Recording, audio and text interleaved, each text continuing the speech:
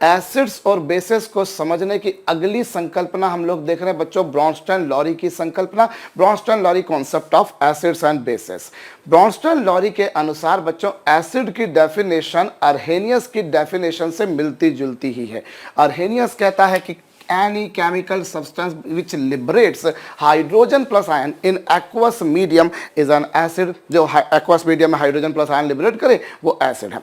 और ब्रॉन्स्टन-लॉरी भी यही कहते हैं, बस कहने का उनका तरीका थोड़ा सा अलग है बच्चों। वो कहते हैं जो कोई केमिकल सब्सटेंस प्रोटॉन को रिलीज करे, प्रोटॉन या H प्लस दोनों बातें हैं एक ही। कैसे, चला हम समझते हैं बच्चों। आप लोग जानते हैं हाइड्रोजन के न्यूक्लियस में एक प्रोटॉन होता है, उसके चारों ओर बच्चों एक इलेक्ट्रॉन घूमता है।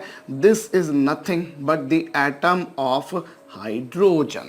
Now if I do one thing बच्चों, if I remove this electron, if this electron is removed, what I will be having बच्चों, अगर मैं एक इलेक्ट्रॉन को निकाल देता हूं तो पीछे बचेगा एक प्रोटॉन।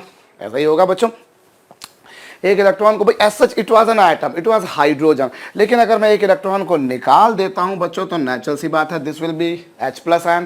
भाई H प्लस आयन होगा, या फिर दूसरी भाषा में अगर मैं इसे प्रोटॉन भी कहूं तो मुझे नहीं लगता कि कोई अलग बात होगी बच्चों। Whether you say H plus और you say proton, they both are similar thing बच्चों।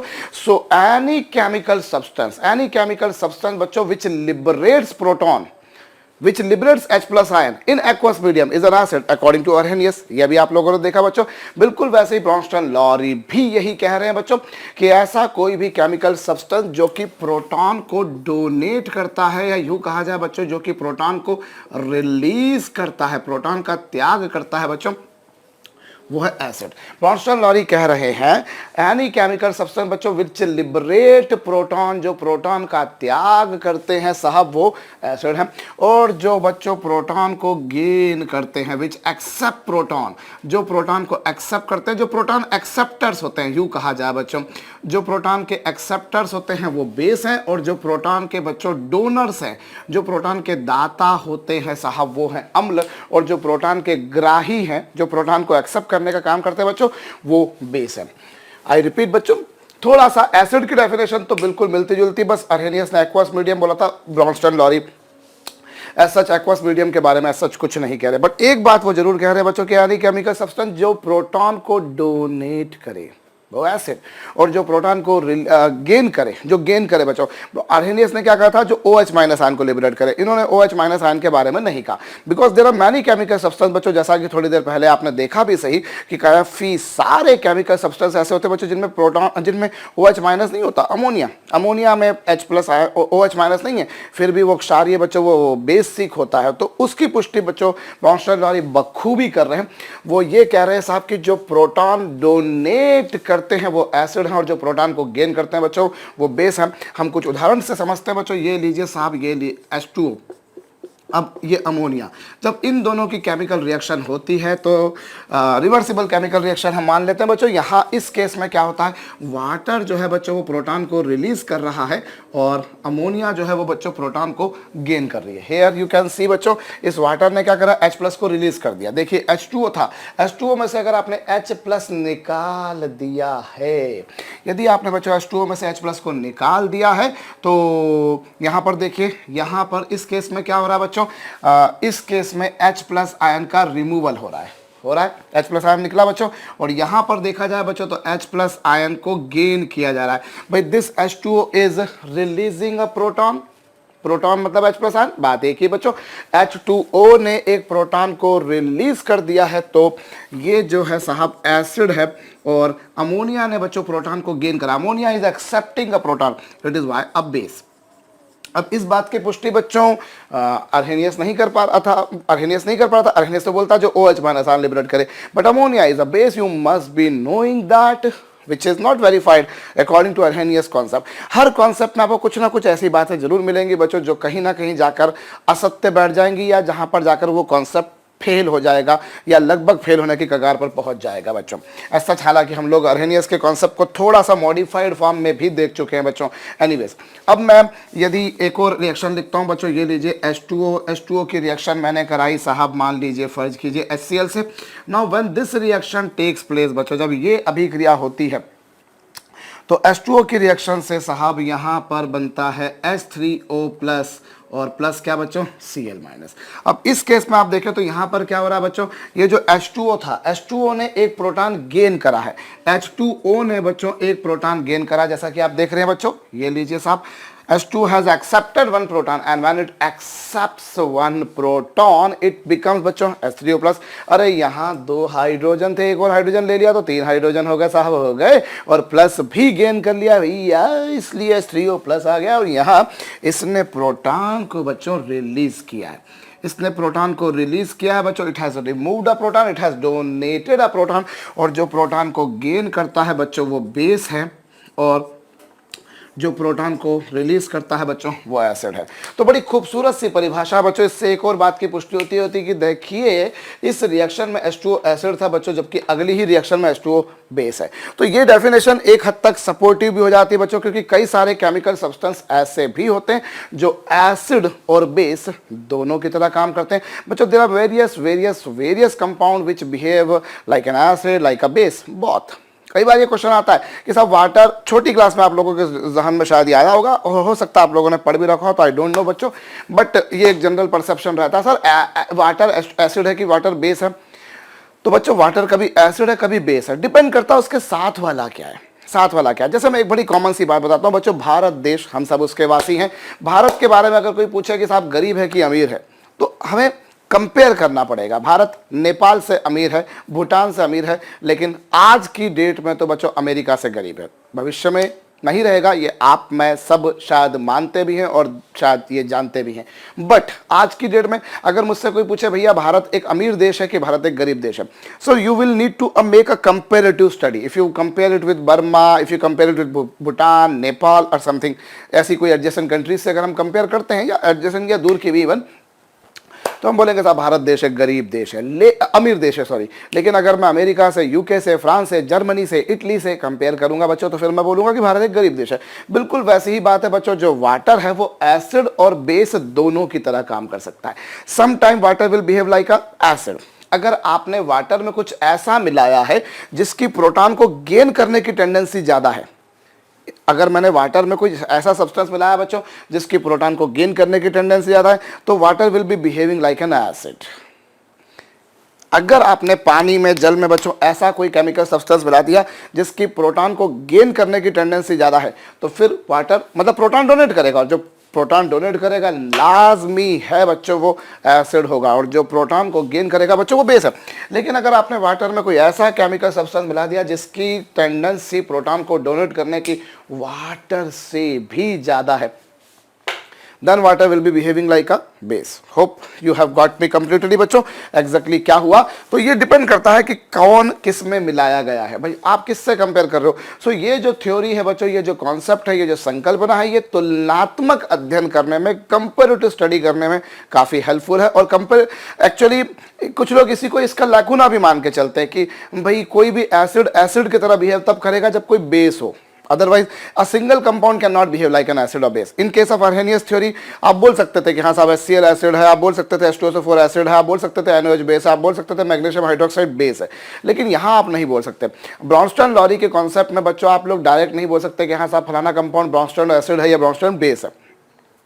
क्यों? क्योंकि जब तक आपको ये नहीं मालूम पड़ेगा कि उस कंपाउंड के साथ में आपने किसको मिलाया है। इंडिविजुअल कोई एसिड या बेस नहीं होता। ब्रॉन्स्टन लॉरी की संकल्पना में बच्चों some individual compound can not be treated as an acid और a base.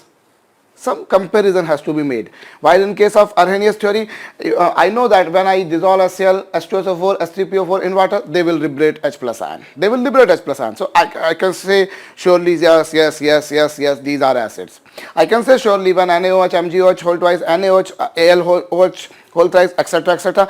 When are dissolved in water, they will liberate OH minus. I can say surely that these are bases. But once if I talk about HCl या H2O कभी acid है तो कभी base है। ऐसे ढेरों उदाहरण मिल सकते हैं बच्चों। ये तो मैंने कुछ एक उदाहरण ही आपके सामने लिखे हैं, अदरवाइज हम और भी उदाहरण लिख सकते हैं। तो कभी कोई कंपाउंड एसिड है बच्चों, कभी कोई कंपाउंड बेस है, डिपेंड करता है। तो जैसे देखिए ये एसिड है, अब यहाँ ये एसिड 1 है बच्चों और ये मान लीजिए ये बेस 2 है। फर्ज कीजिए ये एसिड 1 है और ये बेस 2 है। अब इस एसिड में से प्रोटॉन निकाल दिया बच्चों तो ये बन गया, और इसमें प्रोटॉन मिला दिया तो ये बन गया। अब उल्टा हो जाएगा बच्चों, अब यहाँ अगर मैं एज आई टोल्ड ये रिवर्सिबल केमिकल रिएक्शन लिखिए, तो रिवर्सिबल केमिकल रिएक्शन में बच्चों ये एसिड 2 हो जाएगा, ये एसिड 2 हो जाएगा। क्यों? क्योंकि अगर मैं इसमें से H+ निकाल देता हूं, अगर मैं रिवर्स डायरेक्शन में जाता हूं बच्चों, यदि मैंने इस तरफ में राइट में गया तो मैंने प्रोटॉन को मिला दिया, मैंने राइट में गया बच्चों तो मैंने प्रोटॉन को मिला दिया। अब अगर मैं उल्टी डायरेक्शन में जाऊं और प्रोटॉन को निकाल दूं तो क्या होगा? ये बन जाएगा। जरा भेजा लगाइए, खोपड़ी लगाइए, ध्यान दीजिएगा बच्चों आपके स्क्रीन पर। जब आपने इसमें H+ मिला दिया तो ये बन गया बच्चों, और अगर मैंने इसमें से H+ निकाल दिया तो ये बन गया। बिल्कुल सिंपल सी बात है भैया। तो व्हाट आई कैन से बच्चों, ये अगर बेस है तो ये उसी का कॉरेस्पॉन्डिंग एसिड है। ठीक उसी प्रकार से बच्चों यदि मैंने H2O में से प्रोटॉन निकाल दिया तो OH- बना, और अगर मैं इसी OH- में प्रोटॉन मिला देता हूं तो ये बन जाएगा। तो ये जो होगा बच्चों ये क्या होगा? बेस 1। भाई इस एसिड का कॉरेस्पॉन्डिंग बेस हो गया। इस एसिड में से प्रोटॉन निकाल दो तो बन गया बेस, और बेस में यदि मैं प्रोटॉन मिला दूं तो बन जाएगा एसिड। होप आपको मेरी बात समझ में आ रही होगी। अभी हमने फॉरवर्ड डायरेक्शन, मेरे ख्याल से आप लोग जानते हैं बच्चों, राइट वाली डायरेक्शन को हम फॉरवर्ड बोलते हैं, लेफ्ट वाली डायरेक्शन को हम बैकवर्ड बोलते हैं। संभवतः आपको ये पता होगा। अब अगर मैं राइट में जा रहा हूं बच्चों और इसमें से मैं प्रोटॉन को निकाल रहा हूं तो बन रहा है ये, और इसमें अगर मैं प्रोटॉन मिला रहा हूं तो ये, तो H2O जहां प्रोटॉन को रिलीज कर रहा है, और जो प्रोटॉन को रिलीज करता है बच्चों वो एसिड होता है, और जो प्रोटॉन को गेन करता है वो बेस होता है। इस तरह से आप समझ पाए होंगे मेरे ख्याल से। भाई प्रोटॉन डोनर्स आर एसिड, तो H2O प्रोटॉन को डोनेट कर रहा है इसलिए वो एसिड है, जबकि OH- रिवर्स डायरेक्शन बच्चों प्रोटॉन को आन दो कर रहा है भैया, इसलिए OH- क्या होगा? बेस होगा। ठीक उसी प्रकार से बच्चों NH3 में से अब मैं अगर मैं प्रोटॉन मिलाता हूं तो बच्चों ये बनता है, और जिसने प्रोटॉन को एक्सेप्ट किया बच्चों वो बेस, और अगर NH4 से मेरे को NH4+ आयन से मुझे NH3 बनाना है बच्चों तो फिर वो प्रोटॉन को रिलीज करेगा, और जो प्रोटॉन को डोनेट करेगा, रिलीज करेगा, रिमूव करेगा, टेक ऑफ करेगा, मैं क्या बोलूंगा उसको? एसिड। तो ये लीजिए साहब एसिड। तो ये एसिड 1 था, ये बेस एसिड 1 का कॉरेस्पॉन्डिंग बेस, और ये बेस 2 का कॉरेस्पॉन्डिंग एसिड। ठीक उसी प्रकार से बच्चों मैं यहां पर भी बात करता हूं। Let me take this is base 1, this is acid 2। अब बच्चों यदि मैं इसमें प्रोटॉन मिला देता हूं तो ये बनता है, और जो इसने प्रोटॉन को गेन किया ना भाई, इसने प्रोटॉन को गेन किया, इसने प्रोटॉन को गेन किया तभी जाकर ये बना, और चूंकि इसने प्रोटॉन को गेन किया तभी तो इसको बेस बोल रहे हो। हाँ भाई, इसने प्रोटॉन को गेन करा तभी तो उसको बेस बोल रहे हो। और उल्टा चलूं मैं अगर बच्चों तो यहाँ रिवर्स डायरेक्शन में इसने प्रोटॉन को निकाला है, और प्रोटॉन को निकाला है बच्चों इसलिए ये एसिड 1 होगा, इस बेस 1 का कॉरेस्पॉन्डिंग एसिड 1। होप आपको मेरी बात समझ में आई है। आई रिपीट बच्चों, इसमें यदि मैंने प्रोटॉन को मिला दिया, यदि बच्चों मैंने प्रोटॉन को मिला दिया, अगर मैंने इसमें प्रोटॉन को मिला दिया बच्चों तो एसिड बन जाएगा भैया। इसमें अगर मैं प्रोटॉन को मिला देता हूं तो ये बन गया, और उल्टा करूं मैं अगर इसमें से प्रोटॉन निकाल दूं तो ये, तो जो प्रोटॉन निकालता है, डोनेट करता, रिमूव करता है, वो क्या कहलाता है बच्चों?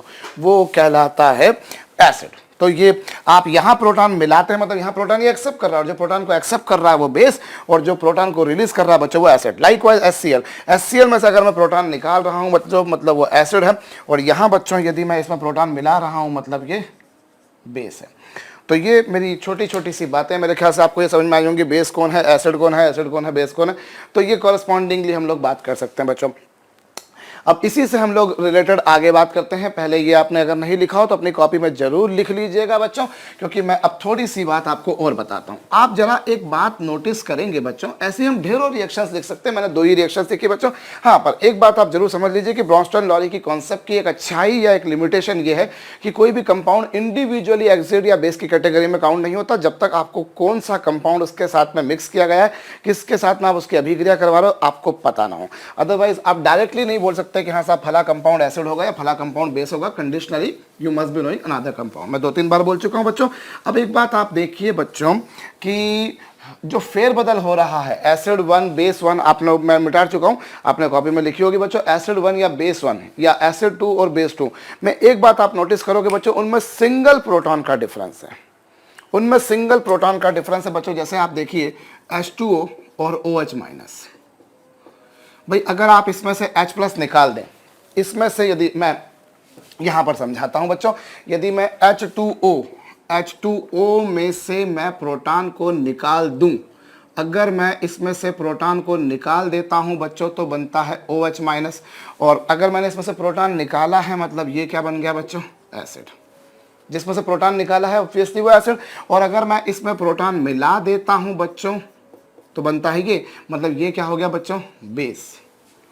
कुछ ऐसी पिक्चर होगी भाई, H2O में से अगर मैं प्रोटॉन निकालता हूं तो बनता है ये, और अगर मैं इसमें प्रोटॉन मिलाता हूं बच्चों तो बनता है ये। तो जो प्रोटॉन निकाल रहा है, जिससे प्रोटॉन रिमूव हो रहा है वो एसिड, और जो प्रोटॉन को एक्सेप्ट कर रहा है बच्चों वो बेस होगा। भाई यहाँ प्रोटॉन, ये इसमें OH में इसमें प्रोटॉन मिला रहे हो, मतलब यहाँ प्रोटॉन को एक्सेप्ट किया जा रहा है और यहाँ प्रोटॉन को बच्चों डोनेट किया जा रहा है। होप आपको ये बात समझ में आई होगी। ठीक इसी प्रकार से मैं वापस से और लिखता हूँ बच्चों, ये लीजिए H2O। अगर मैं इस H2O को कुछ ऐसा कहूँ कि साहब आप एक प्रोटॉन को एक्सेप्ट कर लो, मतलब acceptance of proton is taking place here, it is accepting a proton. और जब ये प्रोटॉन को एक्सेप्ट करेगा, उसे ग्रहण करेगा बच्चों, तो क्या बन जाएगा, H3O+। और जो प्रोटॉन को एक्सेप्ट करता है बच्चों वो बेस होता है। और जब आप इसमें से प्रोटॉन को निकाल देते हैं मतलब प्रोटॉन डोनेट हो रहा है। अगर प्रोटॉन डोनेट हो रहा है बच्चों, अगर प्रोटॉन को निकाला जाता है तो फिर ये क्या होगा बच्चों, एसिड यानी कि अम्ल। होप ये छोटी सी बात है, मेरे ख्याल से आपको ये समझ में आई होगी, कोई बहुत जटिल कठिन काम नहीं बोला बच्चों मैंने आपसे। इसके अलावा एक और उदाहरण ले लेता हूँ। चलिए, अभी हमने देखा बच्चों HCl। अगर मैं HCl में से प्रोटॉन को निकाल दूं, मतलब प्रोटॉन को डोनेट कराया जाए, तो पीछे क्या बनता है बच्चों, Cl-। अगर मैंने HCl में से प्रोटॉन को निकाल दिया है, डोनेट करा दिया है, रिमूव करा दिया है, बाहर कर दिया गया है, अगर मैंने इसमें से प्रोटॉन को निकाला है बच्चों तो फिर ये होगा एसिड। और अगर मैं इसमें प्रोटॉन को मिला देता हूँ, अगर मैं इसमें प्रोटॉन को मिला देता हूँ बच्चों, मतलब प्रोटॉन को एक्सेप्ट किया जाए, तो फिर ये क्या होगा बच्चों, बेस। मेरे ख्याल से समझ में आ रहा होगा, कोई बहुत ज़्यादा मैंने कठिन काम नहीं बोला आपसे बच्चों। एक और उदाहरण ले लेते चलिए, जो अभी हमने थोड़ी देर पहले देखा ही सही बच्चों, ये NH3। NH3 में से यदि मैं प्रोटॉन को निकाल दूं, मतलब बच्चों इसमें से प्रोटॉन को डोनेट किया जाए, अगर मैं इसमें से प्रोटॉन को निकाल देता हूं मतलब प्रोटॉन को डोनेट करा देता हूं बच्चों, तो मेरे पास में बचेगा NH2- बचेगा। और जो प्रोटॉन को डोनेट करता है बच्चों वो एसिड होता है। और जो अगर मैं इसमें प्रोटॉन को मिला देता हूं, मतलब this NH2- if accepts a proton, अगर बच्चों ये प्रोटॉन को एक्सेप्ट करता है, if it accepts a proton, तो ये क्या होगा भैया, ये प्रोटॉन को एक्सेप्ट करता है तो ये क्या होगा साहब, बेस। तो ये एक छोटी सी बात आप लोगों ने और देखी बच्चों। अब आपके सामने मैंने 4 उदाहरण लिखे हैं एसिड के, बेस के। आप एक बात नोटिस कीजिए बच्चों, इस एसिड बेस, आप कोई भी एसिड और बेस में अगर आप एक बात देखें बच्चों, आप देखिए इन दोनों में सिंगल प्रोटॉन का डिफरेंस है। इसके पास एक प्रोटॉन ज्यादा है, इसके पास एक प्रोटॉन कम है। देखिए H2O में से प्रोटॉन निकालते हो ये बनता, प्रोटॉन मिलाते हो ये बनता है, यही कुछ हो रहा है। इसमें से प्रोटॉन निकाला ये बना, इसमें प्रोटॉन मिला ये बना। होप बात समझ में आई होगी। लाइकवाइज बच्चों, अगर ये H+ लेता है तो ये बनता है, और H+ अगर ये निकालता है तो ये बनता है। आप एक बात नोटिस करेंगे, जो भी 4 उदाहरण मैंने आपके सामने दिखे बच्चों, इन चारों उदाहरणों में एक बात आप देखेंगे कि इनमें इसमें किसी में भी देखिए, there is a difference of single proton. अकेले एक प्रोटॉन का डिफरेंस है, एक प्रोटॉन का डिफरेंस है। और आप हमेशा एक बात देखेंगे बच्चों, इन दोनों में एक प्रोटॉन का डिफरेंस है, इन दोनों में एक प्रोटॉन का डिफरेंस है, वो तो घिसी पिटी सी बात हो गई। और दूसरी बात बच्चों आप एक और नोटिस करेंगे, एसिड के पास में एक प्रोटॉन ज्यादा है और बेस के पास में प्रोटॉन कम है। गौर कीजिए, इसके पास एक प्रोटॉन ज्यादा है, इसके पास एक प्रोटॉन कम है, इसके पास एक प्रोटॉन कम है और उसके पास एक प्रोटॉन ज्यादा है। प्रोटॉन कम है और यहां प्रोटॉन ज्यादा है। गौर कीजिए, कर लिया होगा मेरे ख्याल से आपने। यहां भी देखिए बच्चों, इसके पास प्रोटॉन ज्यादा है, इसके पास प्रोटॉन कम है, इसके पास प्रोटॉन ज्यादा है। एसिड के पास में बच्चों प्रोटॉन ज्यादा होता है और बेस के पास में प्रोटॉन कम होता है, और डिफरेंस एक अकेले प्रोटॉन का होता है। There is always a difference of single proton. गौर कीजिए बच्चों, इसके पास एक प्रोटॉन ज्यादा, इसके पास एक कम, इसके पास एक कम, इसके पास एक ज्यादा, एक ज्यादा, एक कम, एक ज्यादा और एक कम। ऐसी कोई भी 2 केमिकल स्पीशीज बच्चों, ऐसी कोई भी 2 रासायनिक युक्तियां, इकाइयां जिनमें एक सिंगल प्रोटॉन का डिफरेंस हो बच्चों, उन्हें हम लोग स्नेहपूर्वक या तो एसिड बेस कह दीजिए, या ज्यादा मॉडिफाइड लैंग्वेज में कहा जाता है बच्चों conjugate acid and conjugate base. Conjugate word बड़ा कॉमन सा वर्ड है बच्चों, जो कि साइंस की लैंग्वेज में बहुत बार यूज होता है। होप आप लोगों ने कॉम्प्लेक्स नंबर अगर मैथमेटिक्स में पढ़ा है तो आप लोगों ने कॉन्जुगेट्स निकालना सीखे होंगे बच्चों। तो कॉन्जुगेट एसिड और कॉन्जुगेट बेस के बारे में हम बात कर रहे हैं बच्चों। ऐसी कोई भी दो केमिकल स्पीशीज बच्चों, ऐसी कोई भी दो रासायनिक इकाइयां जिनमें मात्र एक, सिर्फ एक से ज्यादा नहीं, एक से कम नहीं। मेरे कहने का क्या आशय है थोड़ी देर में आपको समझ में आएगा, बट अभी के लिए बच्चों ये समझिए आप, ऐसी कोई भी दो केमिकल स्पीशीज बच्चों जिनमें केवल मात्र एक प्रोटॉन का डिफरेंस होता है, उन्हें हम लोग कॉन्जुगेट एसिड और कॉन्जुगेट बेस संयुग्म में अम्ल और संयुग्म में क्षार कहा करते हैं। और जिसके पास में प्रोटॉन ज्यादा होता है बच्चों वो कॉन्जुगेट एसिड होता है, जिसके पास प्रोटॉन कम होता है वो कॉन्जुगेट बेस होता है। ये आप देख सकते हैं भाई, इसके पास एक प्रोटॉन ज्यादा, इसके पास एक कम, इसके पास एक ज्यादा, इसके पास एक कम। Acid has one proton in excess in comparison of base and base has one proton deficient in comparison of an acid. ये बड़ी छोटी सी बात है बच्चों। अब हम लोग थोड़ा सा आगे बढ़ते हैं और किसी भी जो एसिड है बच्चों उसके पास, जैसा मैंने क्या कहा आपसे, ये प्रोटॉन ज्यादा होगा और बेस के पास में प्रोटॉन बच्चों कम होगा। ये तो एक बात हो गई। और दूसरी बात यहां पर और है बच्चों कि अगर हमें मान लीजिए, चलिए अगर हमें कॉन्जुगेट बेस दे रखा है, हमें अगर बच्चों कॉन्जुगेट बेस दे रखा है और हमें अगर उसका एसिड बनाना है, अगर मुझे बेस से एसिड बनाना है तो मुझे क्या करना होगा? सिंपली बच्चों H+ को ऐड करना होगा। I will need to add H+। Base और एसिड में किसके पास प्रोटॉन ज्यादा है? एसिड के पास। सो अगर बेस से एसिड बनाना है, conjugate base, of course conjugate base बच्चों संयुग्मिक क्षार, कॉन्जुगेट बेस, और यहां पर बच्चों क्या? Conjugate acid. तो अगर कॉन्जुगेट बेस से कॉन्जुगेट एसिड बनाना बच्चों, then you will need to add H+ ion. आपको H+ आयन को ऐड करना होगा। जैसे मैं यहां पर बताता हूं बच्चों, ये लीजिए H2O। अगर मुझे इसका कॉन्जुगेट एसिड बनाना है तो मैं क्या करूंगा बच्चों? इसमें H+ ऐड करूंगा, H+ ऐड करूंगा। ध्यान दीजिएगा बच्चों, यहाँ पे कितने H थे? 2। अभी आपने एक और H मिला दिया, कितने H हो गए? 3। और ये एक ऑक्सीजन था, एक ऑक्सीजन, लेकिन आपने केवल H ही नहीं मिलाया, आपने H+ मिलाया। तो there were 2 hydrogen, here are 3 hydrogen. भाई वहाँ 2 हाइड्रोजन थे, यहाँ 3 है। वहाँ पर O था, यहाँ भी O है, लेकिन आपने H ही नहीं बच्चों H+ मिलाया, इसलिए प्लस चार्ज भी आएगा।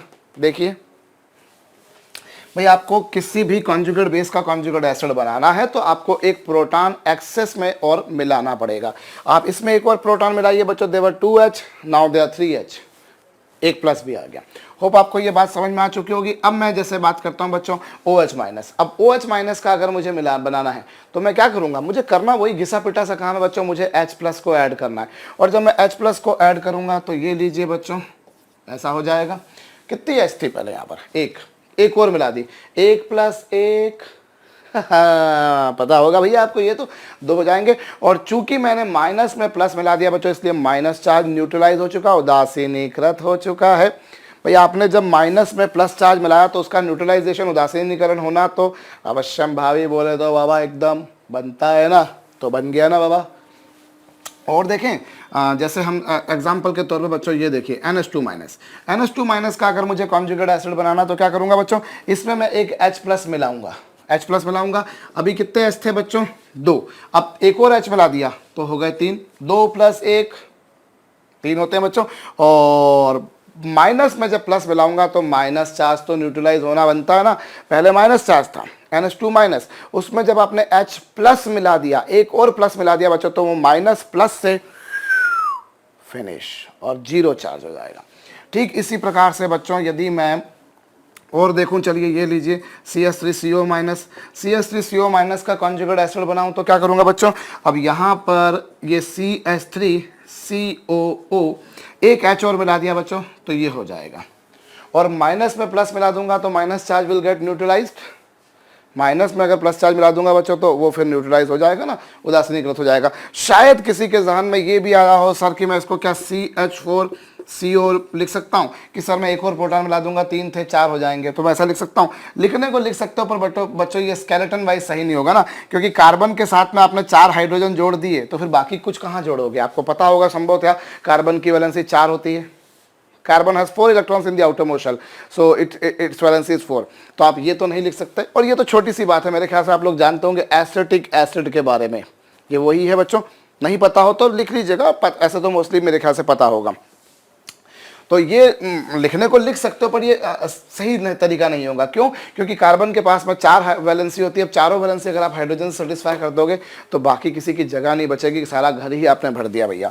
तो कॉन्जुगेट बेस से कॉन्जुगेट एसिड बनाने के लिए बच्चों हम लोगों को एक प्रोटॉन को H+ आयन को एडिशन देना पड़ता है। मैं और बताता हूं बच्चों, ये लीजिए साहब, H2CO3, एक सेकेंड, HCO3 माइनस, एक सेकेंड, ये लीजिए साहब, HCO3 minus CO3 2 minus H2PO4 minus, और ये लीजिए साहब NH3।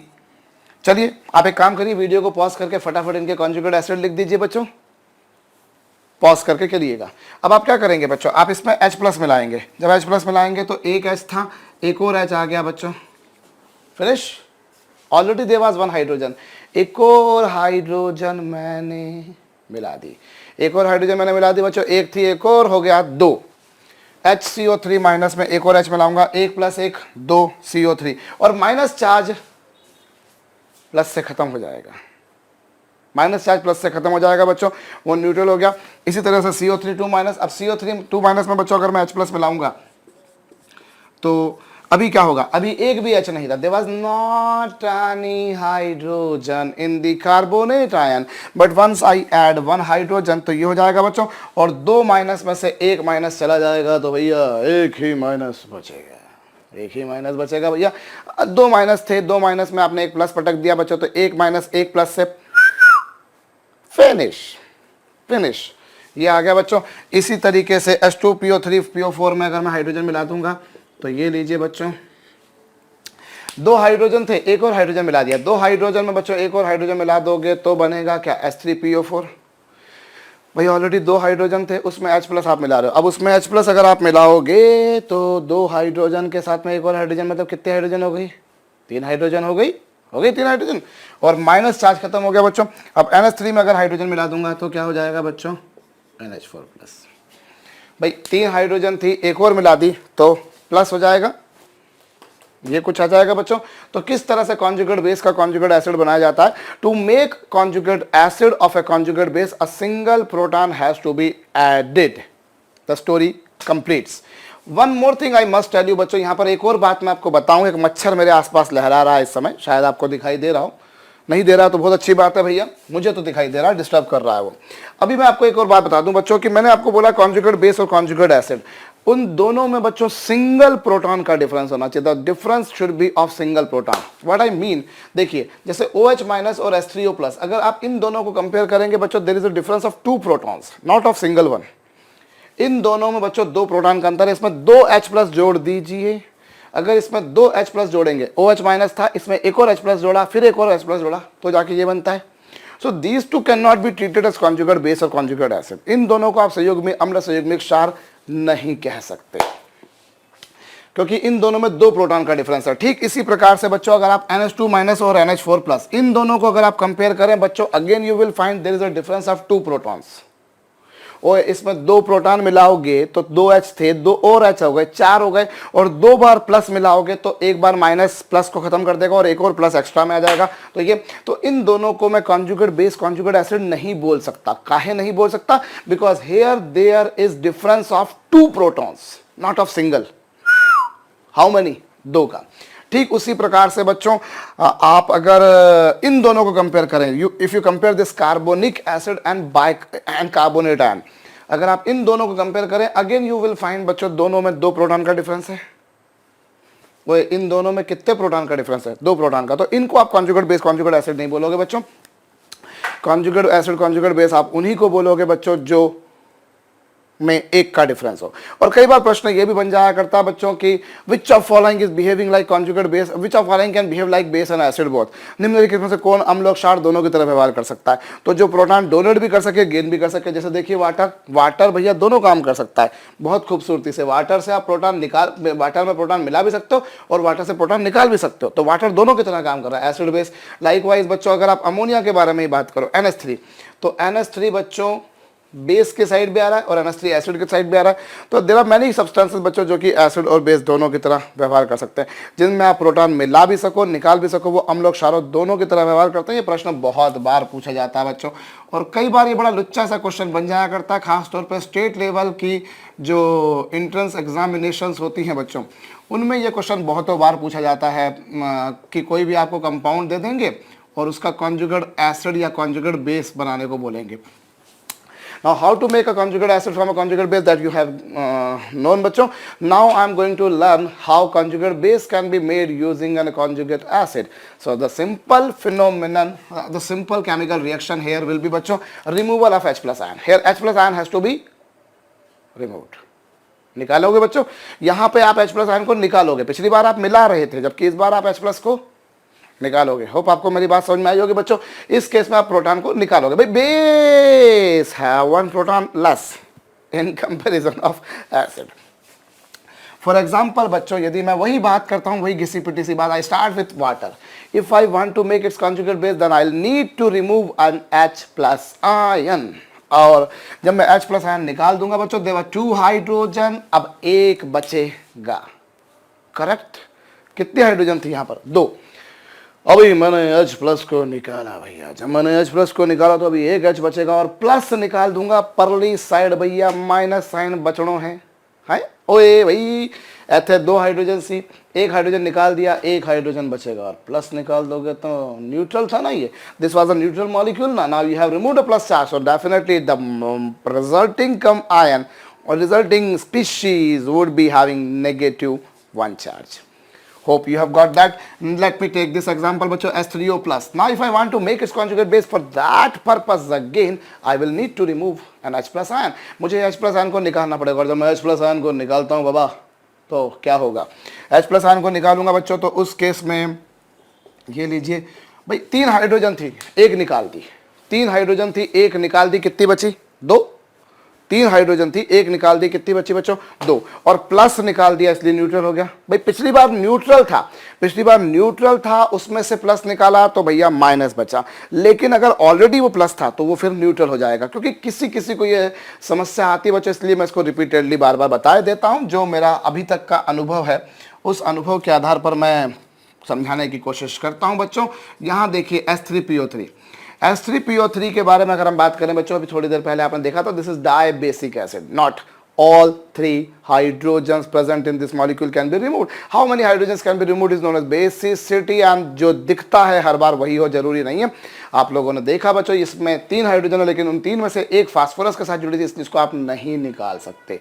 जो 2 ऑक्सीजन के साथ जुड़ी थी वो आप निकाल सकते हो बच्चों। तो अगर आप इसमें से H प्लस आयन निकालोगे बच्चों, तो पीछे बचेगा H2PO3 माइनस। अभी मैंने अगर भैया इसमें से H निकाल दिया, 3 हाइड्रोजन थी, एक निकाल दी, 2 बची।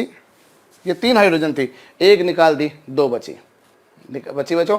और अगर मैं उस 2 और प्लस निकाल दूंगा तो पीछे माइनस बचेगा। और अगर मैं उस 2 में से भी एक निकाल दूं बच्चों, अगर मैं उस 2 में से भी एक निकाल दूं तो फिर क्या बचेगा बच्चों? Double minus. करेक्ट? 2 हाइड्रोजन थी, आपने एक निकाली तो एक बची, और प्लस निकाला, एक माइनस ऑलरेडी था, और प्लस निकालने के कारण एक एक्स्ट्रा माइनस चार्ज आएगा।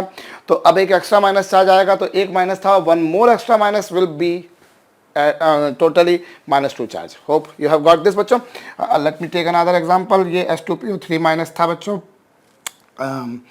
अब ठीक इसी प्रकार से यदि मैं बात करता हूं बच्चों HClO4 के बारे में, HClO4 के बारे में बात करता हूं बच्चों, तो HClO4 में से H प्लस निकालें। चलिए आप एक काम कीजिए बच्चों, जो मैं उदाहरण लिख रहा हूँ इसको आप स्वयं कीजिए। NH3 कर लीजिए साहब आप, H3PO4, या एक सेकंड बच्चों, एक सेकंड, यहाँ HPO3 माइनस के बारे में ही कीजिए बच्चों, HPO3 2 माइनस। और इसी तरह से बच्चों H3PO4 लिखिए आप लोग इनके स्वयं, पॉज करके फटाफट। अब मैं अगर इसका कॉन्जुगेट बेस बनाऊंगा बच्चों, तो मैं क्या करूंगा? मैं प्रोटॉन निकाल दूंगा, एक H निकाल दूंगा तो एक भी H नहीं बचेगा, और प्लस निकाल दिया बच्चों तो 0 से प्लस गया, क्या आया? माइनस। 0 में से प्लस गया बच्चों, माइनस आ गया। ठीक उसी प्रकार से यहां से अगर मैं निकाल दूंगा तो बच्चों बचेगा NH2 माइनस। अब इसमें से अगर मैं एक H प्लस निकालूं तो इसमें से एक H प्लस निकालूंगा बच्चों तो PO3 3 माइनस बचेगा। ओए एक H निकाल दिया है तो 0 बचे और 2 माइनस में से एक और प्लस चला गया तो 3 माइनस बचेंगे बच्चों। ऐसा ही कुछ होगा लेकिन नहीं होगा, ये ध्यान दीजिए बच्चों। हो सकता है आप में से कुछ लोगों ने वीडियो को पॉज करके करा, कुछ लोगों ने करा भी नहीं होगा इनफैक्ट, बट अगर करा है बच्चों तो ये गलत है, क्योंकि आप इसमें से अब H प्लस नहीं निकाल सकते। आपको दिख जरूर रहा है पर वो निकाला नहीं जा सकता, क्योंकि जरा थोड़ी देर पहले मैंने आपको बताया एक प्रोटॉन निकालोगे ये बनेगा, दूसरा प्रोटॉन निकालोगे ये बनेगा, पर तीसरा प्रोटॉन आपको दिख जरूर रहा है बच्चों, पर चूंकि वो तीसरा हाइड्रोजन फास्फोरस से जुड़ा है और फास्फोरस से जो हाइड्रोजन जुड़ा होता है बच्चों उसको नहीं निकाला जा सकता, उसको नहीं निकाला जा सकता। तो मैं कहूंगा साहब कि इसका कॉन्जुगेट बेस पॉसिबल नहीं है। अब फर्दर ये और एसिड की तरह काम नहीं करेगा, ये कॉन्जुगेट एसिड बेस दोनों की तरह काम कर रहा है। ये बेस की साइड भी आ रहा है बच्चों और एसिड की साइड भी आ रहा है, बिल्कुल कोई दो मत दोहराए बात नहीं है। देखिए इसमें प्रोटॉन है but that can not be remove. तो बच्चों ये थोड़ा थोड़ा किसी किसी को रह सकता है सर कि हमको कैसे मालूम पड़ेगा, तो थोड़ा तो दिमाग की घंटी बजाना पड़ेगी भैया। एग्जाम इसी का नाम है, सब कुछ ऐसे ही पका पकाया तो ऊपर से मिला नहीं है। जब आए थे साथ में तो लेकर तो आए नहीं थे भैया, धीरे धीरे ही बहुत सारी बातें लर्न करी आपने, मैंने, और आज भी लर्न कर रहे हैं हम, आप भी और मैं भी। तो बहुत सी चीज़ें अभी और सीखना बाकी बच्चों, जीवन है, पढ़ते चलो, ठीक है। पूरे जीवन नहीं, कम से कम जितना जरूरी उतना तो करें।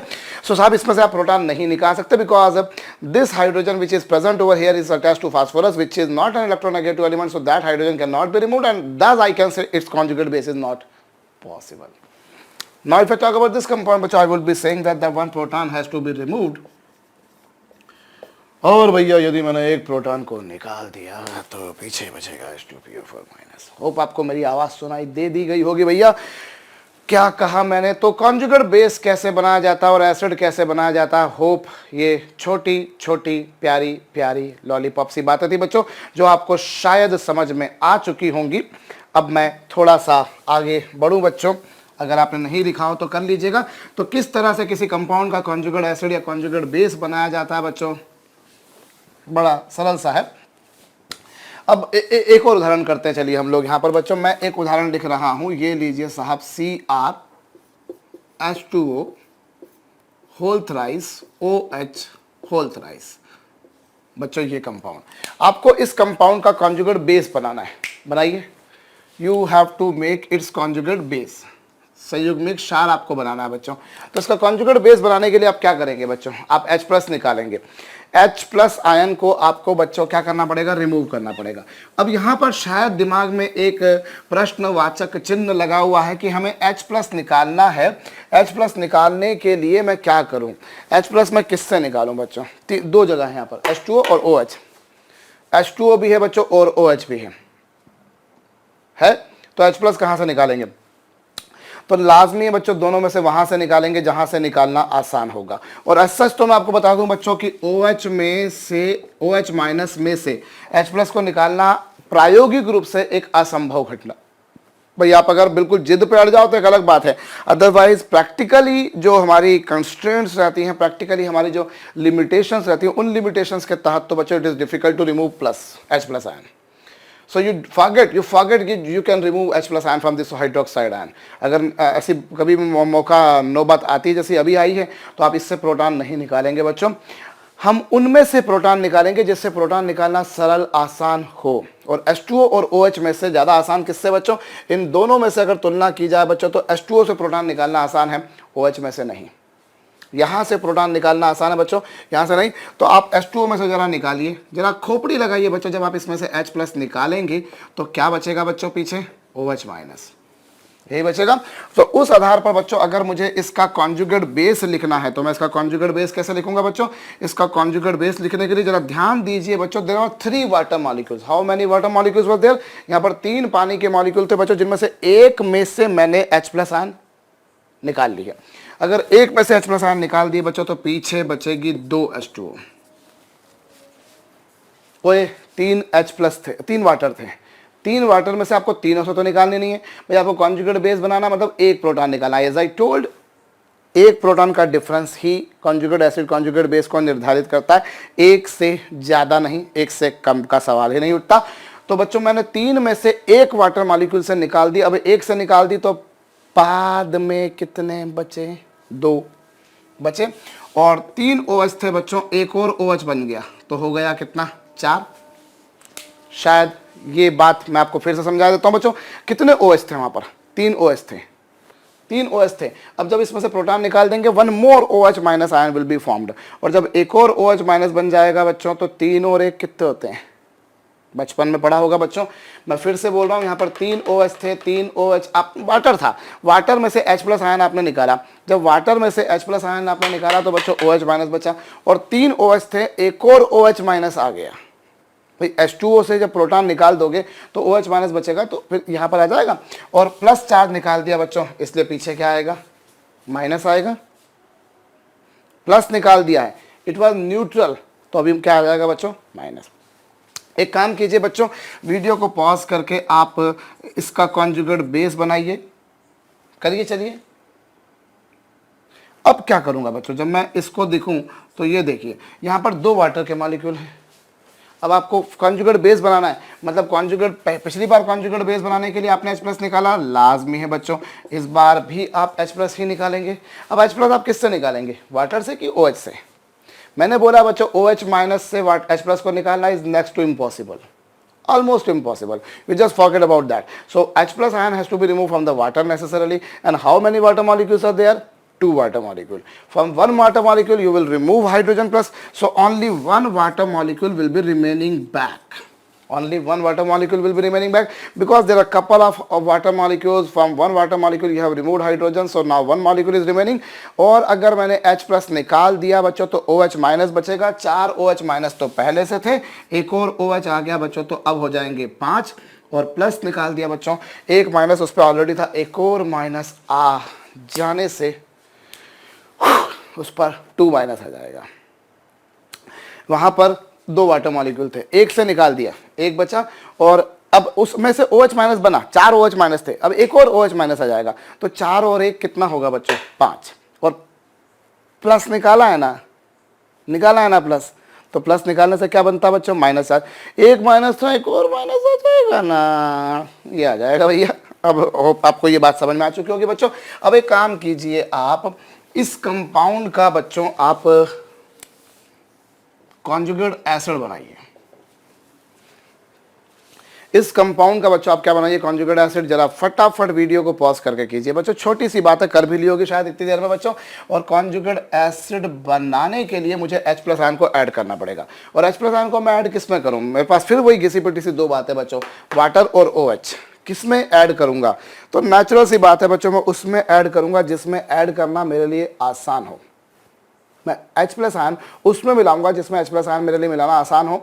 और शायद आपको समझ में आ रहा हो थोड़ा सा, पर नहीं भी समझ में आ रहा हो तो बच्चों बता दूं कि H प्लस को आयन को आसानी से मैं OH माइनस में ऐड कर सकता हूं।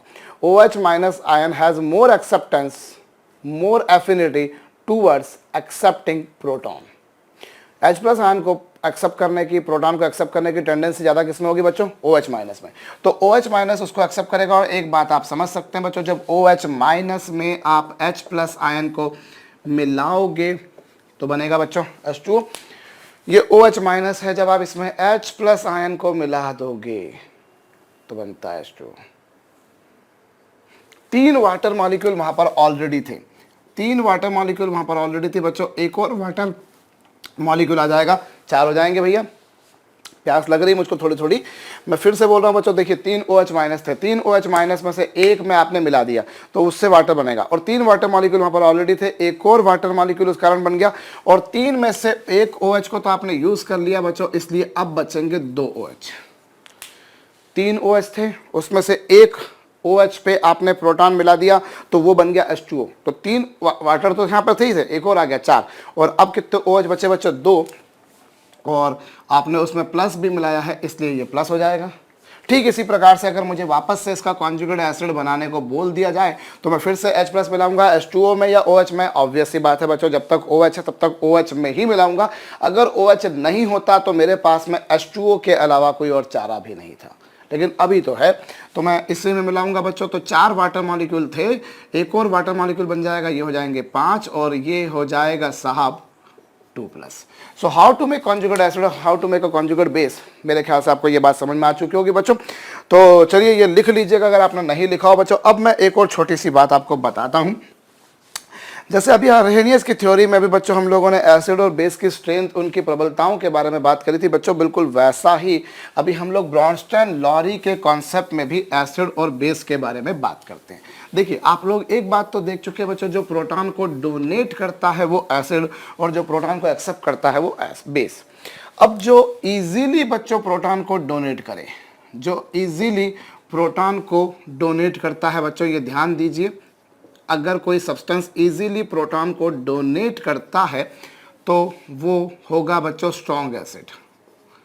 भाई एसिड वो होता है जो प्रोटॉन को डोनेट करता है, और जो आसानी से प्रोटॉन को डोनेट करे बच्चों वो स्ट्रॉन्ग एसिड, और जो डिफ़िकल्टी के साथ में, जो बच्चों डिफ़िकल्टी के साथ में जिसको डोनेट करने में कुछ दिक्कत आए, देर लगे, वो बच्चों अगर जो डिफ़िकल्टी से प्रोटॉन को डोनेट करता है बच्चों वो वीक एसिड होता है। अभी आगे चल के हम लोग स्ट्रॉन्ग एसिड, वीक एसिड के बारे में बहुत सारी बातें करेंगे बच्चों, बट फिर भी अभी के लिए हमें ये सुपरफिशियली जरूर जानना जरूरी है बच्चों। Any chemical substance which liberates proton is an acid. और जो प्रोटॉन को आसानी से लिबरेट नहीं कर पाता, कठिनाई होती है, असहजता होती है, दुर्लभता होती है, वो दुर्बल अम्ल होता है बच्चों, वो वीक एसिड होता है। देखकर आप समझ पा रहे होंगे बच्चों। और ठीक इसी प्रकार से आप बेस के बारे में बोल सकते हो बच्चों, अगर कोई केमिकल सब्सटेंस बच्चों इजीली प्रोटॉन को एक्सेप्ट करता है, if any chemical substance accepts proton easily, अगर आसानी से प्रोटॉन को एक्सेप्ट करता है बच्चों, तो फिर वो स्ट्रॉन्ग बेस होता है। वो जो होता है साहब वो स्ट्रॉन्ग बेस होता है। और जो कोई सब्सटेंस बच्चों प्रोटॉन को डिफ़िकल्टी के साथ में प्रोटॉन को एक्सेप्ट करता है बच्चों, वो वीक बेस होता है। जो आसानी से प्रोटॉन को एक्सेप्ट करता है वो स्ट्रॉन्ग एसिड, बेस। भैया जो आसानी से प्रोटॉन को एक्सेप्ट करता है वो स्ट्रॉन्ग बेस, और जो कठिनाई से करता है वो वीक बेस। बिल्कुल वैसी ही डेफिनेशन है, बस यहाँ पर प्रोटॉन बोलते हो, वहाँ पर H+ बोलते थे एसिड के लिए, बेस के लिए OH- आयन को डोनेट करने की बात होती थी, यहाँ पे प्रोटॉन को गेन करने की बात होती है। अदरवाइज ऐसा कोई भी केमिकल सब्सटेंस बच्चों जो आसानी से प्रोटॉन को डोनेट करता है, जल्दी करता है, सरलता से करता है, ज़्यादा मात्रा में करता है, वो स्ट्रॉन्ग एसिड, और जो मुश्किल से करता है बच्चों वो वीक एसिड। और अगर कोई सब्सटेंस आसानी से प्रोटॉन को गेन करे वो स्ट्रॉन्ग बेस, और जो कठिनाई से करे बच्चों वो वीक बेस। ये छोटी छोटी सी बिल्कुल सरल सी बातें बच्चों। होप आपको ये बातें अच्छी तरह से समझ में आ चुकी होंगी। अब मैं आपको लगे हाथों बच्चों यहाँ पर इसी से रिलेटेड एक बहुत बढ़िया बात बताता हूँ। देखिए आप इसको जरा समझिए कि फर्ज कीजिए बच्चों HCl is a good acid, मतलब HCl अगर एक अच्छा एसिड है बच्चों, अगर HCl फर्ज कीजिए, मैं अभी ये नहीं बोलता कि स्ट्रांग है या वीक है, मैं उस परिभाषा में नहीं उलझना चाहता, बट अगर मैं बोलता हूं बच्चों if it is a strong acid, अगर ये एक स्ट्रांग एसिड है बच्चों, अगर ये एक स्ट्रांग एसिड है, मतलब इसकी प्रोटॉन को रिलीज करने की टेंडेंसी काफी ज्यादा है, मतलब Cl- की प्रोटॉन को गेन करने की टेंडेंसी बच्चों कम होगी। यही हुआ ना भाई। HCl अगर एक स्ट्रॉन्ग एसिड है, अगर HCl एक प्रबल अम्ल है, मतलब यह हुआ बच्चों कि वो एक स्ट्रॉन्ग एसिड है, तो मतलब उसकी प्रोटॉन को रिलीज करने की टेंडेंसी ज्यादा है। दूसरी भाषा में यह कह सकता हूं कि क्लोराइड की प्रोटॉन को गेन करने की टेंडेंसी कम है। क्लोराइड की प्रोटॉन को गेन करने की टेंडेंसी बच्चों कम है। इसका तर्क अर्थ अभिप्राय मतलब तो यही हुआ। If it has good tendency of releasing proton, मतलब क्लोराइड प्रोटॉन के साथ भाई HCl टूटना चाहता है, HCl टूटना चाहता है, मतलब Cl- प्रोटॉन को रखना नहीं चाहता। Cl- और प्रोटॉन की नफरत है, उन दोनों की खतरनाक वाली नफरत है भैया, वो एक दूसरे के साथ में नहीं रहना चाहते। मतलब if it has good tendency of releasing proton then this has bad tendency of accepting proton. It means if it is a strong acid then this would be a बच्चों वीक बेस। यही हुआ भाई। अगर ये एक strong acid है, मतलब इसकी प्रोटॉन को रिलीज करने की टेंडेंसी ज्यादा है, मतलब ये क्लोराइड आयन में टूटना चाहता है, मतलब क्लोराइड आयन और प्रोटॉन साथ में नहीं रहना चाहते, मतलब क्लोराइड की प्रोटॉन को गेन करने की टेंडेंसी कम है, और अगर किसी में टेंडेंसी ज़्यादा है रिलीज करने की, मतलब वो स्ट्रॉन्ग एसिड है, और इसमें अगर प्रोटॉन को गेन करने की टेंडेंसी कम है, मतलब ये वीक बेस है। तर्क ये हुआ बच्चों कि भी किसी भी स्ट्रॉन्ग एसिड का कॉन्जुगेट बेस वीक होता है। ये लिख लीजिएगा बच्चों, कॉन्जुगेट एसिड का कॉन्जुगेट बेस वीक होता है। किसी भी एसिड का कॉन्जुगेट बेस, अगर एसिड स्ट्रॉन्ग है बच्चों, स्ट्रॉन्ग एसिड का कॉन्जुगेट बेस वीक होगा। अब इसी को एक और तरीके से समझिएगा बच्चों, जैसे मैं उदाहरण के तौर पे और लेता हूं बच्चों, ये लीजिए HCN।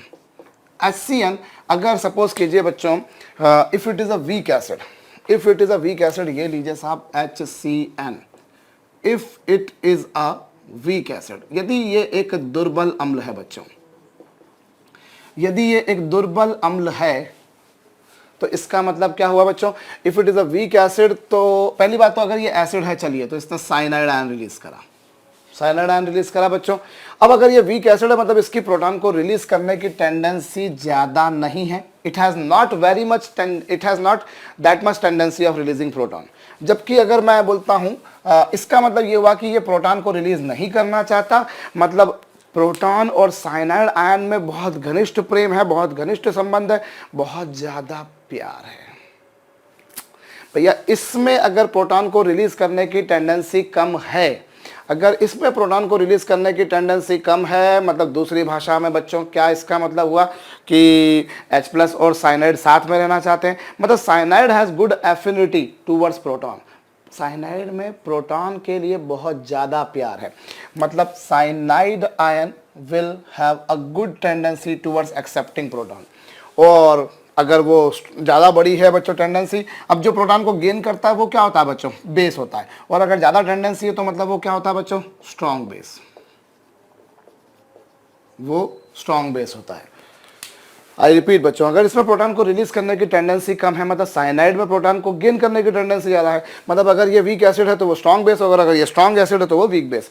फंडा लिखिएगा भैया, जरूर से लिखिएगा, होप आपको ये बात समझ पाइए, और फिर भी नहीं है तो वीडियो को पीछे ले जाकर भी कर सकते हो, हालांकि मैंने कोई बहुत दुर्लभ किस्म की बात आपसे नहीं करी बच्चों। स्ट्रॉन्ग एसिड का कॉन्जुगेट बेस वीक होता है और वीक एसिड का कॉन्जुगेट बेस स्ट्रॉन्ग होता है, इसी तरह से स्ट्रॉन्ग बेस का कॉन्जुगेट एसिड वीक होता है और वीक बेस का कॉन्जुगेट एसिड स्ट्रॉन्ग होता है। ये जरूर लिख लीजिएगा बच्चों, इसकी जरूरत अभी आगे चल के इसी अध्याय में आपको पड़ेगी बच्चों। Base conjugate base of strong acid are weak and those of weak are strong. ये एक बहुत छोटी सी बात है बच्चों। अब हम कुछ एक इसी बेसिस पर बच्चों सॉल्वेंट्स के बारे में बात कर लेते हैं। ऐसे सॉल्वेंट बच्चों जिनमें प्रोटॉन को रिलीज करने की टेंडेंसी हो, ऐसे सॉल्वेंट बच्चों which have tendency of releasing proton, जिनमें प्रोटॉन को बच्चों और रिलीज करने की टेंडेंसी होती है बच्चों, जिनमें प्रोटॉन को त्याग करने की टेंडेंसी होती है बच्चों, ऐसे सॉल्वेंट्स को हम कहा करते हैं बच्चों protogenic solvents.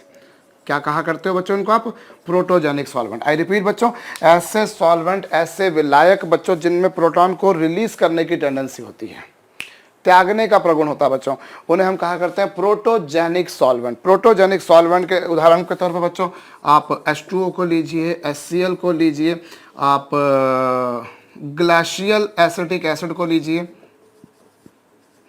Glacial acetic acid, acidic acid तो आप जानते हैं बच्चों CH3COH। तो ये जो होते हैं बच्चों, these have tendency of releasing proton, इनमें प्रोटॉन को रिलीज करने की टेंडेंसी होती है। ऐसे सॉल्वेंट्स को हम बोला करते हैं प्रोटोजेनिक। और ऐसे सॉल्वेंट बच्चों जिनमें, ऐसा कोई सॉल्वेंट बच्चों which have tendency of accepting proton, जिनमें प्रोटॉन को एक्सेप्ट करने की टेंडेंसी हो, जिनमें प्रोटॉन को एक्सेप्ट करने की टेंडेंसी होती है बच्चों, उन्हें हम कहा करते हैं प्रोटोफिलिक। उन्हें आप क्या बोलते हो बच्चों, प्रोटोफिलिक। एक्चुअली फिलिक वर्ड जो है बच्चों वो केमिस्ट्री में बड़ा कॉमन सा है। फिलिक का मतलब होता है बच्चों लविंग। फिलिक का मतलब क्या होता है बच्चों, लविंग, स्नेह करना, प्रेम रखना, प्यार करना भैया। तो प्रोटोफिलिक जो है सॉल्वेंट जिनमें प्रोटॉन के लिए बहुत अच्छी एफिनिटी हो, बहुत अच्छी टेंडेंसी हो बच्चों, उन्हें हम बोला करते हैं प्रोटोफिलिक। जैसे एग्जांपल के तौर पे बच्चों मैं अल्कोहल के बारे में ही बात करूं या मैं H2O के बारे में बात करूं, दीज आर दोज सॉल्वेंट बच्चों जिनमें प्रोटॉन को एक्सेप्ट करने की टेंडेंसी काफ़ी ज़्यादा होती है। और भी उदाहरण है, अमोनिया। अमोनिया में प्रोटॉन को एक्सेप्ट करने की टेंडेंसी अच्छी खासी है बच्चों। इसी तरह से ईथर्स भी आप बोल सकते हो। और भी उदाहरण हो सकते हैं बच्चों। तो जिनमें प्रोटॉन को रिलीज करने की टेंडेंसी होती है उन्हें प्रोटोजेनिक कहते हैं, जिनमें प्रोटॉन को एक्सेप्ट करने की टेंडेंसी होती है बच्चों उन्हें प्रोटोफिलिक कहते हो। और अब हमारे पास में बच्चों ऐसे सॉल्वेंट बच्चों जिनमें प्रोटॉन को रिलीज करने की और प्रोटॉन को गेन करने की दोनों तरह की टेंडेंसी होती है बच्चों। ऐसे जिनमें दोनों तरह की टेंडेंसी होती है, रिलीज करने और गेन करने दोनों की बच्चों, उन्हें हम बोला करते हैं बच्चों एम्फीटेरिक। आप क्या बोलते हो इनको बच्चों? एम्फीटेरिक, या दूसरी भाषा में बच्चों इन्हें आप कहा करते हो एम्फोटेरिक। हिंदी में मेरे ख्याल से इन्हें उभयधर्मी कहा जाता है। शायद मैं सही बोल रहा हूँ बच्चों, बाकी थोड़ी थोड़ी जगह पर मैं हिंदी में कमज़ोर पड़ जाता हूँ, बहुत सारी जगहों पर मैं इंग्लिश में कमज़ोर पड़ जाता हूँ। बट अभी साइंटिफिक टर्मिनोलॉजीज में तो नहीं पढ़ता हूँ भैया इंग्लिश में, बट हिंदी में कुछ कुछ जगह पर पढ़ जाता हूँ बच्चों। कुछ सॉल्वेंट ऐसे भी होते हैं जिनमें प्रोटॉन को रिलीज और गेन करने दोनों की टेंडेंसी होती है बच्चों। जैसे एग्जाम्पल के तौर पर वाटर जो है बच्चों वो दोनों तरह की टेंडेंसी रखता है। आपने देखा वो एसिड बेस दोनों की तरह काम करता है बच्चों। तो ऐसे सॉल्वेंट जिनमें प्रोटॉन को रिलीज और गेन दोनों की टेंडेंसी होती है बच्चों उन्हें हम बोला करते हैं एम्फोटेरिक, जैसे कि H2O। और कुछ कुछ सॉल्वेंट ऐसे भी होते हैं बच्चों जिनमें ना तो प्रोटॉन को रिलीज करने की टेंडेंसी होती है, दोनों में, मतलब ना तो वो रिलीज करने की टेंडेंसी होती है और ना ही गेन करने की, ना तो इनमें रिलीज करने की टेंडेंसी और ना ही गेन करने की बच्चों। ऐसे सॉल्वेंट्स को हम कहा करते हैं बच्चों अप्रोटिक सॉल्वेंट। ये जो प्रोटोफिलिक, प्रोटोजेनिक वगैरह वगैरह जो आपके पास में जो आ रहे हैं बच्चों वर्ड्स, ये जो टर्म्स आ रहे हैं बेसिकली ये प्रोटॉन से मिलकर आ रहे हैं बच्चों। और कुछ सॉल्वेंट ऐसे जिनमें प्रोटॉन को रिलीज और गेन करने दोनों की ही टेंडेंसी नहीं होती बच्चों, जैसे कि CCl4 के बारे में बात कर लीजिए, जैसे कि बच्चों आप बेंजीन के बारे में बात कर लीजिए, आप SO2 के बारे में बात कर लीजिए। दीज आर दो सॉल्वेंट बच्चों जिनमें दोनों तरह की टेंडेंसी नहीं होती। SO2 लिखना तो थोड़ा सा गलत होगा बच्चों, SO2 तो गैस होती है। एक सेकेंड, CS2 कार्बन डाइसल्फाइड। आप देखेंगे बच्चों कुछ कुछ जगहों पर CS2 भी सॉल्वेंट के जैसे यूज किया जाता है। So there are few solvent बच्चों जिनमें ना तो प्रोटॉन को गेन करने की टेंडेंसी और ना ही एक्सेप्ट करने की टेंडेंसी, और ऐसे सॉल्वेंट को हम बच्चों अप्रोटिक सॉल्वेंट बोलते हैं।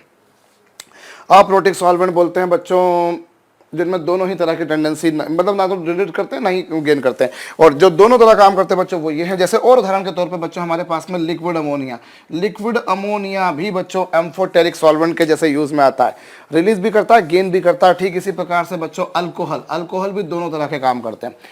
तो जिनमें रिलीज करने की टेंडेंसी होती है उन्हें प्रोटोजेनिक, गेन करने की प्रोटोफिलिक, एम्फोटेरिक, एम्फोप्रोटोनिक भी कह सकते हो आप इनको चाहो तो।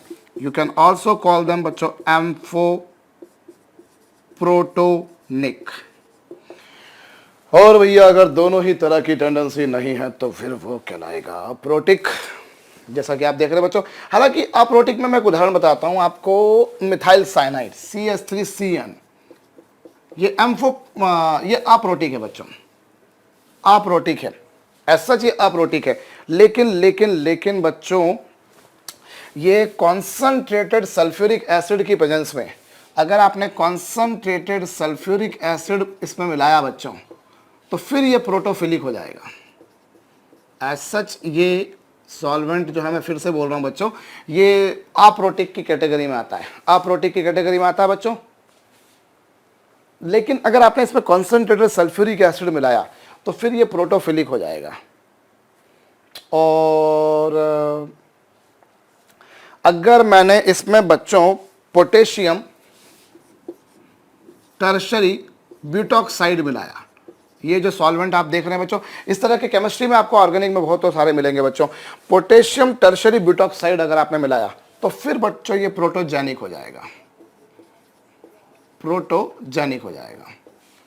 ध्यान दीजिए बच्चों, as such methyl cyanide aprotic है, लेकिन यदि मैंने इसमें कॉन्सनट्रेटेड सल्फ्यूरिक एसिड मिलाया तो ये प्रोटोफिलिक। और अगर मैंने इसमें बच्चों पोटेशियम टर्शरी ब्यूटॉक्साइड मिलाया तो ये KO, के तो मतलब पोटेशियम, O मतलब ऑक्सीजन, और ये T से मतलब बच्चों टर्शरी, टर्शरी ब्यूटॉक्साइड आयन कैसा होता है मैं आपको बता देता हूँ। ये लीजिए साहब, टर्शरी ब्यूटॉक्साइड अगर आपको पहले से पता है तो बहुत बढ़िया बात है, लेकिन अगर नहीं पता तो मैं ये जो है बच्चों, ये पोटेशियम, ये टर्शरी ब्यूटॉक्साइड आयन है। तो कॉन्सेंट्रेटेड सल्फ्यूरिक एसिड इसमें मिलाने पर बच्चों ये प्रोटोफिलिक होगा, और पोटेशियम टर्शरी ब्यूटॉक्साइड मिलाने पर बच्चों ये प्रोटोजेनिक होगा। और एक छोटी सी बात मैं लगे हाथों आपको यहाँ पर जरूर बता दूं बच्चों, कि जो अप्रोटिक सॉल्वेंट होते हैं वो एसिड और बेस के बीच में होने वाली केमिकल रिएक्शन को किसी तरीके से प्रभावित नहीं करते। अप्रोटिक सॉल्वेंट वो होते हैं जो प्रोटॉन को गेन भी नहीं करते, डोनेट भी नहीं करते। सो आप अप्रोटिक सॉल्वेंट के बारे में एक बात और लिख सकते हो बच्चों, दीज सॉल्वेंट्स, कौन से? Aprotic, because they do not have the tendency of accepting और releasing proton. So these are those solvent बच्चों which do not influence the chemical reaction taking place between a Bronsted acid and Bronsted base. Bronsted और Lowry अलग अलग लोग नहीं है भैया, sorry एक लोग बंदा नहीं है, अलग अलग दो लोगों के नाम है। मैं अगर आपको बता चुका हूं तो अच्छी बात, नहीं मालूम हो तो दोनों अलग अलग है बच्चों। ब्रॉन्स्टन मेरे ख्याल से डेनमार्क को बिलोंग करते थे, डेनमार्क के थे, और जो लॉरी हैं वो इंग्लैंड के थे। हो सकता है मैं गलत भी हूँ भैया, पर मुझे जितना अगर सही ध्यान आ रहा है तो, हालांकि ये मैटर नहीं करता कि कौन थे, कहाँ से थे, कौन सी कंट्री में, कौन सी ईयर में दिया था, सब बातें भाड़ में जाएं, काम की बात पढ़ो ना, काम खत्म। अब एक और बात मैं लगे हाथों आपको बता दूं बच्चों, आप ने देखा कि जो प्रोटॉन डोनेट करते हैं वो एसिड हैं, जो प्रोटॉन को गेन करते हैं बच्चों वो बेस हैं, और दोनों तरह के हो सकते हैं बच्चों। कई बार आपको मॉलिक्यूलर कंपाउंड मिलते हैं जैसे HCl, H2SO4, H3PO4, ये सब एसिड है भाई। अगर मैं एसिड के बारे में बात करूं तो एसिड और बेस इन दोनों में ही, I am talking about Bronsted acid and Bronsted base, तो इनमें कुछ मॉलिक्यूलर कंपाउंड भी हो सकते हैं जैसे HCl है, जैसे CH3COH है, दीज आर मॉलिक्यूलर कंपाउंड्स, और H3PO4 है, और भी हो सकते हैं बच्चों। और बेस में भी ऐसे ही आपके पास में मॉलिक्यूलर कंपाउंड हो सकते हैं, NH3, H2O, और भी कुछ हो सकते हैं बच्चों। फिर एसिड में कभी कभी आपको कैटायन भी मिल सकते हैं, कैटायन जैसे एग्जाम्पल के तौर पे NH4+, जैसे एग्जाम्पल के तौर पे बच्चों H3O+। आपको पहले तो मॉलिक्यूलर कंपाउंड मिल सकते हैं बच्चों, और फिर आपको जो है कुछ एक केसेस में बच्चों आपको कैटायन भी मिल सकते हैं, और यहाँ भी कुछ एक कैटायन मिल सकते हैं आपको। कैसे कैटायन मिल सकते हैं, अभी थोड़ी देर पहले लिखा था ना आपने, ये देखिए साहब, H3O, सॉरी, ये लीजिए H2O, एक सेकेंड, थोड़ा सा सोचना पड़ेगा ना बाबा अपने को। ये लीजिए साहब, ये लीजिए, एक सेकंड, ये अब ये कॉन्जुगेट बेस की तरह काम कर सकता है। इसमें आप H+ ऐड कर सकते हैं। H+ आप किस पे ऐड करेंगे, वाटर में या OH में? ऑफ कोर्स OH में। तो ये कैटायन भी हो सकते हैं बच्चों, कभी कभार ये एनायन भी हो सकते हैं। एनायन जैसे एग्जांपल के तौर पे बच्चों H2PO4-, ऐसे ही यहाँ पर भी बेस में भी देखा जाए तो Cn-, Cl-, ढेरों सारे मिल जाएंगे। तो एसिड या बेस दोनों तरह के हो सकते हैं बच्चों। कई बार न्यूट्रल मॉलिक्यूल्स या मॉलिक्यूलर कंपाउंड, कई बार कैटायन, कई बार एनायन। ऑफ कोर्स एसिड में आपको कैटायंस वाले बहुत सारे, कैटायंस में आपको ऐसे बहुत सारे मॉलिक्यूल मिल जाएंगे जो एसिड की तरह, और बेस में आपको एनायंस के ऐसे बहुत सारे आयंस मिल जाएंगे जो एनायन है और बेस है। यहाँ कैटायंस की मेजॉरिटी होगी, यहाँ कैटायंस की मेजॉरिटी होगी, यहाँ पर एनायन की मेजॉरिटी होगी। पर इसका मतलब ये नहीं है कि कोई एनायन कभी एसिड की तरह काम नहीं कर सकता, कर सकता। और इसका मतलब ये भी नहीं है कि कोई कैटायन कभी बेस की तरह काम नहीं कर सकता, बिल्कुल कर सकता है बच्चों। एक छोटी सी बात मैं आपको और बताऊं बच्चों यहाँ पर, कि आप अर्हेनियस के कॉन्सेप्ट के बारे में बात करें या ब्रॉन्स्टन लॉरी के कॉन्सेप्ट के बारे में बात करें, दोनों में एक बात कॉमन है, एसिड वाली।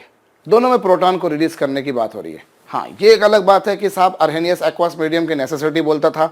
कई सारे उदाहरण ऐसे थे जो एक्वास मीडियम नहीं था, तब भी वो एसिड थे।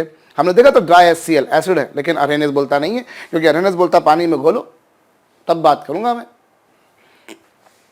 तो जहां तक बात है बच्चों अर्हेनियस के कॉन्सेप्ट की या ब्रॉन्स्टन लॉरी के कॉन्सेप्ट की, एसिड दोनों में एक ही है। अर्हेनियस में एक्वास मीडियम की नेसेसिटी है, ब्रॉन्स्टन लॉरी में नहीं है। बट यू कैन से कि हाँ साहब अर्हेनियस के एसिड ब्रॉन्स्टन लॉरी के एसिड होंगे, ब्रॉन्स्टन लॉरी के एसिड अर्हेनियस के एसिड होंगे। लेकिन बेस में ऐसा कोई रिलेशन नहीं है बच्चों। बेस हो सकता है किसी के अकॉर्डिंग, अर्हेनियस के अकॉर्डिंग कोई बेस हो, लेकिन ब्रॉन्स्टन में वो बेस नहीं हो। जैसे मैं उदाहरण के तौर पे बच्चों आपको बताऊं, NaOH। अब NaOH ब्रॉन्स्टन लॉरी के हिसाब से तो बेस है, लेकिन सॉरी NaOH अर्हेनियस के हिसाब से तो बेस है, पर ब्रॉन्स्टन लॉरी के हिसाब से नहीं है। NaOH is base according to Bronston, according to Arrhenius, but it is not base according to Bronston-Lowry. So दोनों में थोड़ी सी एक एनालॉजी भी फिट की जा सकती है बच्चों कि जो अर्हेनियस के एसिड्स होते हैं वो ब्रॉन्स्टन लॉरी के होते हैं, जो ब्रॉन्स्टन लॉरी के होते हैं वो अर्हेनियस के होते हैं। आप इस तरह से बोल सकते हैं। हालांकि अर्हेनियस में एक्वस मीडियम की नेसेसिटी होती है, मैं फिर से बोल रहा हूं बच्चों, और बेस में ऐसी कोई एनालॉजी नहीं है कि जो अर्हेनियस के बेस होंगे वो ब्रॉन्स्टन लॉरी के होंगे। हो भी सकते हैं, कभी कभार हो भी सकते हैं, जैसे अमोनिया अर्हेनियस के हिसाब से बेस नहीं है, लेकिन ब्रॉन्स्टन लॉरी के हिसाब से है। लेकिन एसिड में आपको हर बार दोनों के सेम मिलेंगे बच्चों। तो हम बोल सकते हैं कि अर्हेनियस के एसिड ब्रॉन्स्टन लॉरी के होंगे, ब्रॉन्स्टन लॉरी के एसिड अर्हेनियस के होंगे, लेकिन जो बेस है बच्चों वो अर्हेनियस के हों और ब्रॉन्स्टन लॉरी के भी हों, ऐसा जरूरी नहीं है। कई बार हो भी जाते हैं, कई बार नहीं भी होते।